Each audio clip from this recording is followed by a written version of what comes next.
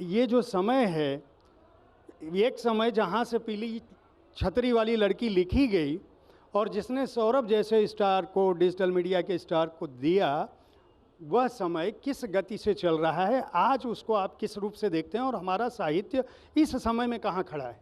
कि यह समय कभी एक जैसा रहा नहीं। और इस बात के साथ मुझे ये लगता है कि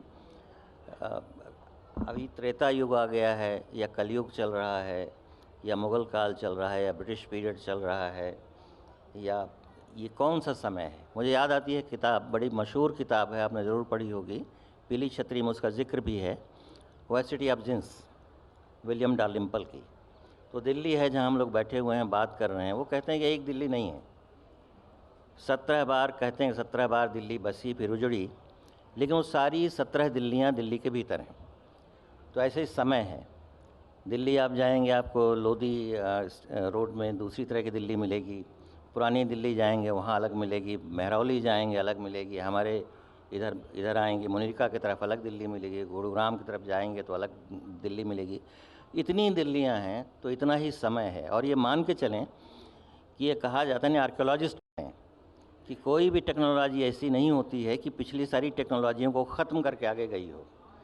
आज भी आप जब हिंदुस्तान का पूरा सर्वे करते हैं तो आप पाते हैं बैलगाड़ी भी है, यहाँ हल चलाने वाले लोग भी हैं, यहाँ साइकिल भी है, यहाँ कारें भी हैं, और अब तो चंद्रयान भी है।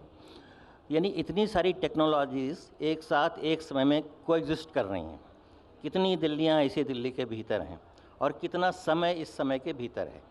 तो क्या होता है कि जब कोई लिखता है, कोई राइटर, तो वो खोजने की कोशिश करता है कि वो कब किस समय को में शिफ्ट करे, कब कहाँ चला जाए। और मुझे लगता है कि किसी एक समय को पकड़ करके कि यही समय है, अब ये रहेगा, ये 2050 तक रहेगा या 3000 कहीं कहीं तक रहेगा, ऐसा सोचना मुझे लगता है कि थोड़ी सी कहीं ना कहीं इसमें कमज़ोरी है। तो समय की गतिशीलता और समय की चेंजेबिलिटी और उसकी अनप्रेडिक्टेबिलिटी, उसकी अनिश्चितता, क्योंकि सब कुछ अनिश्चित होता है। और कहते हैं ना कि एक बड़ा ख़राब शब्द माना जाता है फिलॉसफी में, डिटर्मिनिज़म। यह तय है, तय कुछ नहीं होता है। एक अभी आपने देखा, मैचेस में देखा कि एक खिलाड़ी आता है और वो कुछ ऐसा करता है कि पूरे मैच का रिज़ल्ट बदल जाता है। तो मैंने कई बार कहा भी कि मुझे तो अंधा युग याद आता है धर्मवीर भारती जी का। उसमें एक जगह वो कहते हैं कि आप जानते हैं कि धृतराष्ट्र तो अंधे थे, उनकी वजह से उनकी धर्मपत्नी गांधारी थी, उन्होंने भी अपने आँख में पट्टी बांध ली थी। तो युद्ध शुरू होने जा रहा था, गीता का पहला अध्याय, धर्म क्षेत्रे कुरुक्षेत्रे समवेता युद्ध स्व। तो उन्होंने काल से पूछा कि क्या होगा इसका परिणाम, मुझे बता दो।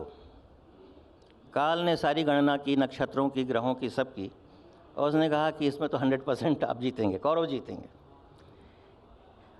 और अंत क्या हुआ, दुर्योधन पड़े हुए थे और मृत्यु की तरफ जा रहे थे, भीम ने गदा मार दी थी और वो विलाप कर रहे थे, सारे के सारे कौरव भाई मारे जा चुके थे। तो काल की पदचाप सुनी उन्होंने, तो उन्होंने सुन करके पहचान लिया कि वही काल आया है। उससे पूछा उन्होंने कि वंचक तूने झूठ क्यों बोला।